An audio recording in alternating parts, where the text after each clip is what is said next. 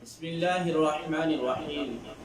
الطلاق مرتان فإمساك بمعروف أو تصريح بإحسان ولا يحل لكم أن تأخذوا مما آتيتموهن شيئا إلا أن يخافا ألا يقيما حدود الله فإن خفتم ألا يقيما حدود الله فلا جناح عليهما فيما افتدت به تلك حدود الله فلا تعتدوها ومن يتعدى حدود الله فأولئك هم الظالمون.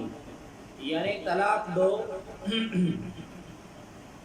طلاق دو بار تک ہے، پھر بھلائی کے ساتھ روک لینا ہے یا اچھے طریقوں سے چھوڑ دینا ہے، اور تمہارے لیے جائز نہیں کہ تم نے جو کچھ عورتوں کو دیا ہو اس میں سے کچھ واپس لو، مگر اس صورت میں کہ دونوں کو اندیشہ ہو کہ وہ اللہ کی حدیں قائم نہ رکھ سکیں گے. اگر تمہیں خوف ہو کہ میاں بیوی اللہ کی حدوں کو قائم نہ کر سکیں گے تو ان پر اس مالی معاوضے میں کچھ گناہ نہیں جو عورت بدلے میں دے کر چھٹکارا حاصل کر لے. یہ اللہ کی حدیں ہیں، ان سے آگے نہ بڑھو، اور جو اللہ کی حدوں سے آگے بڑھے تو وہی لوگ ظالم ہیں. الطلاق مرتانی، طلاق دو بار تک ہے. یہ آیت ایک عورت کے متعلق نازل ہوئی جس نے سرکار دو عالم نور مجسم صلی اللہ تعالی علیہ وآلہ وسلم کی خدمت میں حاضر ہو کر عرض کیا کہ اس کے شوہر نے کہا کہ وہ اس کو طلاق دیتا رہے گا اور رجوع کرتا رہے گا. ہر مرتبہ طلاق کی عدت گزرنے کے قریب ہوگی تو رجوع کر لے گا، پھر طلاق دے دے گا، اسی طرح عمر بھر اس کو قید رکھے گا. اس پر یہ آیت نازل ہوئی اور ارشاد فرمایا کہ طلاق رجعی دو بار تک ہے، اس کے بعد طلاق دینے پر رجوع کا حق نہیں. آیت کا خلاصہ یہ ہے کہ مرد کو طلاق دینے کا اختیار دو بار تک ہے. اگر تیسری طلاق دی تو عورت شوہر پر حرام ہو جائے گی، اور جب تک پہلے شوہر کی عدت گزار کر کسی دوسرے شوہر سے نکاح اور ہم بستری کر کے عدت نہ گزار لے تب تک پہلے شوہر پر حیال نہ ہوگی. لہذا ایک طلاق یا دو طلاق کے بعد رجوع کر کے اچھے طریقے سے اسے رکھ لو، اور یا طلاق دے کر اسے چھوڑ دو تاکہ عورت اپنا کوئی دوسرا انتظام کر سکے. اچھے طریقے سے روکنے سے مراد رجوع کر کے روک لینا ہے، اور اچھے طریقے سے چھوڑ دینے سے مراد ہے کہ طلاق دے کر عدت ختم ہونے دے کہ اس طرح ایک طلاق بھی بائنہ ہو جاتی ہے. شریعت نے طلاق دینے اور نہ دینے کی دونوں صورتوں میں بھلائی اور خیر خواہی کا فرمایا ہے. ہمارے زمانے میں لوگوں کی ایک بڑی تعداد دونوں صورتوں میں الٹا چلتی ہے. طلاق دینے میں بھی غلط طریقہ اور بیوی کو رکھنے میں بھی غلط طریقہ. اللہ تبارک و تعالی ہدایت عطا فرمائے، آمین.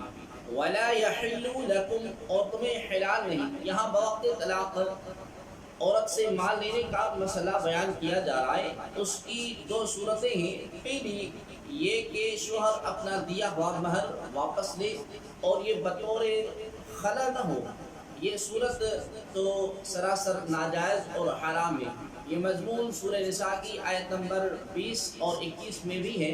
وہاں فرمایا کہ تم بیویوں کو ڈھیروں مال بھی دے چکے ہو تو طلاق کے وقت اس سے لینے کی اجازت نہیں ہے. دوسری صورت یہ ہے کہ عورت مرد سے کھلا لے اور کھلا میں عورت مال ادا کرے، اس صورت کی اجازت ہے.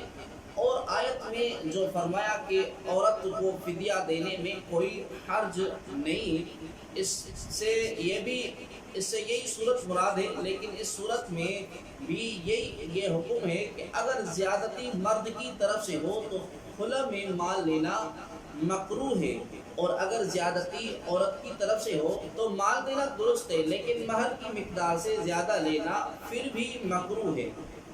خلا کے چند احکام آپ ملاحظہ فرمائیں. نمبر 1، بلا وجہ عورت کے لیے طلاق کا مطالبہ کرنا حرام ہے. ایسی عورتیں اور وہ حضرات درجے ذیل 3 احادیث سے عبرت حاصل کریں جو عورت کو اس کے شوہر کے خلاف بھڑکاتے ہیں. نمبر 1، حضرت ثوبان رضی اللہ تعالی عنہ سے روایت ہے کہ حضور عالم صلی اللہ علیہ وآلہ وسلم نے ارشاد فرمایا جو عورت اپنے شوہر سے بلا وجہ طلاق کا مطالبہ کرے تو اس پر جنت کی خوشبو حرام ہے۔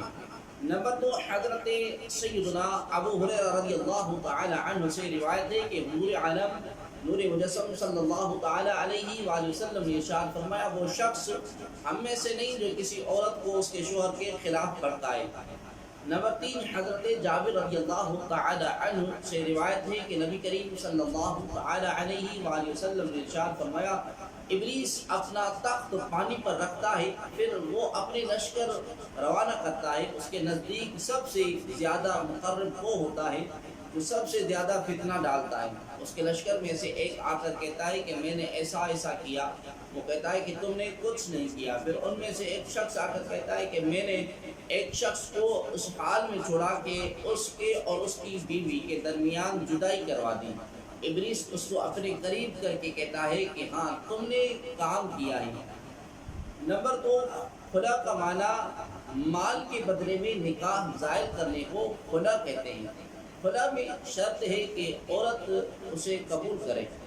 نمبر 3، اگر میاں بیوی میں نااتفاقی رہتی ہو تو سب سے پہلے میاں بیوی کے گھر والے ان میں صلح صفائی کی کوشش کریں، جیسا کہ سورہ نساء کی آیت نمبر 35 میں ہے کہ مرد عورت دونوں کی طرف سے فنج مقرر کیا جائے جو ان کے درمیان صلح صفائی کروا دے۔ لیکن اگر اس کے باوجود آپس میں نہ بنے اور یہ اندیشہ ہو کہ احکام شرعیہ کی پابندی نہ کر سکیں گے تو خلا میں کوئی مضاقہ نہیں، اور جب خلا کر لے تو طلاق بائن واقع ہو جائے گی، اور جو مال طے کیا ہو عورت پر اس کی ادائیگی لازم ہو جاتی ہے۔ خلا کی آیت حضرت جمیلہ بنت عبداللہ رضی اللہ تعالی عنہا کے بارے میں نازل ہوئی۔ انہوں نے اپنے شوہر حضرت ثابت بن قیس رضی اللہ تعالی عنہ کی شکایت حضور عالم صلی اللہ علیہ وآلہ وسلم کی بارگاہ اقدس میں کی، اور کسی طرح ان کے پاس رہنے پر راضی نہ ہوئی۔ تب ثابت رضی اللہ تعالی عنہ نے کہا کہ میں نے ان کو ایک باغ دیا ہے، اگر یہ میرے پاس رہنا گوارا نہیں کرتی اور مجھ سے علیحدگی چاہتی ہیں تو وہ باغ مجھے واپس کر دیں، میں ان کو آزاد کر دوں گا۔ حضرت جمیلہ رضی اللہ تعالی عنہ نے اس بات کو منظور کر لیا، چنانچہ حضرت ثابت رضی اللہ تعالی عنہ نے باغ لے لیا اور انہیں طلاق دے دی۔ فَإِن طَلَّقَهَا فَلَا يَحِلُّ لَهُ مِن بَعْدُ حَتَّى تَنكِحَ زَوْجًا غَيْرَهُ فَإِن طَلَّقَهَا فَلَا جُنَاحَ عَلَيْهِمَا أَن يَتَرَاجَعَا إِن ظَنَّا أَن يُقِيمَا حُدُودَ اللَّهِ وَتِلْكَ حُدُودُ اللَّهِ يُبَيِّنُهَا لِقَوْمٍ يَعْلَمُونَ۔ پھر اگر شوہر بیوی کو تیسری طلاق دے دے تو اب وہ عورت اس کے لیے حلال نہ ہوگی جب تک دوسرے خاوند سے نکاح نہ کرے۔ پھر وہ دوسرا شوہر اگر اسے طلاق دے دے تو ان دونوں پر ایک دوسرے کی طرف لوٹ آنے میں کچھ گناہ نہیں، اگر وہ یہ سمجھے کہ اب اللہ کی حدوں کو قائم رکھ لیں گے، اور یہ اللہ کی حدیں ہیں جنہیں وہ دانش مندوں کے لیے بیان کرتا ہے۔ فَإِن طَلَّقَهَا پھر اگر شوہر بیوی کو تیسری طلاق دے دے، 3 طلاقوں کے بعد عورت شوہر پر حرمت غریزہ کے ساتھ حرام ہو جاتی ہے، اب نہ اس سے رجوع کر سکتا ہے اور نہ دوبارہ نکاح، جب تک یہ نہ ہو کہ عورت عدت گزار کر کسی دوسرے مرد سے نکاح کرے اور وہ دوسرا شوہر صحبت کے بعد طلاق دے یا وہ فوت ہو جائے اور عورت پھر اس دوسرے شوہر کی عدت گزارے۔ 3 طلاقیں 3 مہینوں میں دی جائے، یا 1 مہینے میں، یا 1 دن میں، یا 1 نشست میں، یا 1 جملے میں، ہر صورت تینوں واقع ہو جاتی ہیں اور عورت مرد پر حرام ہو جاتی ہے۔ 3 طلاقوں کے بعد بغیر شرعی طریقے کے مرد اور عورت کا ہم بستری وغیرہ کرنا صریح حرام اور ناجائز ہے، اور ایسی صلح کی کوشش کروانے والے بھی گناہ میں برابر کے شریک ہیں۔ تفصیل کے لیے علماء اہل سنت کی کتابوں کی طرف رجوع کریں۔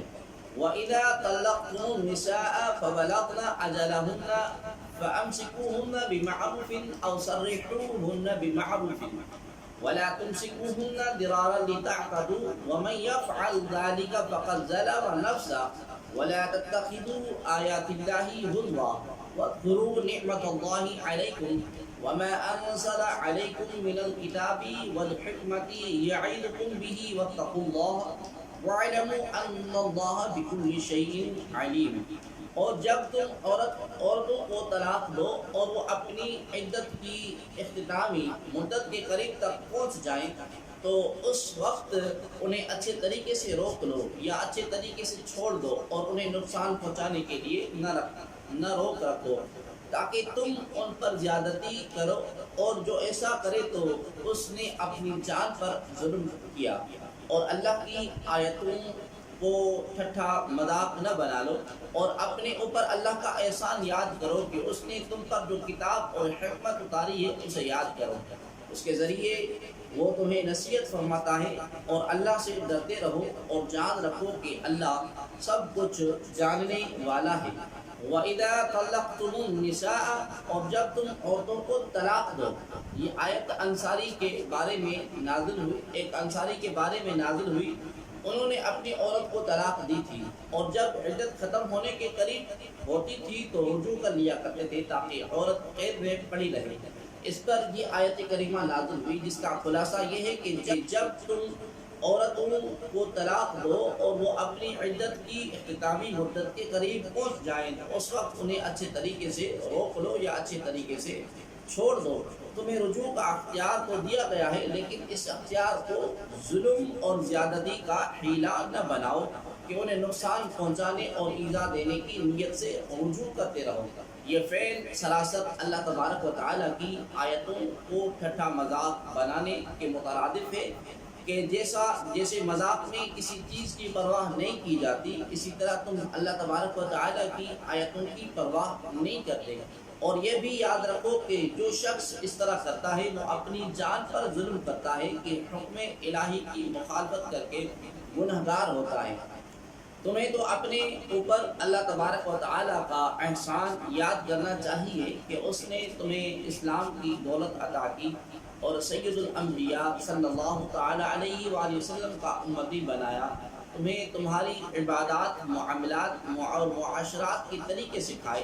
تمہیں تو اللہ تبارک و تعالیٰ کی عطا کردہ کتاب اور حکمت کو یاد کرنا چاہیے اور اللہ تعالیٰ کی نصیحت پر عمل کرنا چاہیے۔ زندگی کے تمام معاملات میں اللہ تبارک و تعالیٰ سے ڈرتے رہنا چاہیے۔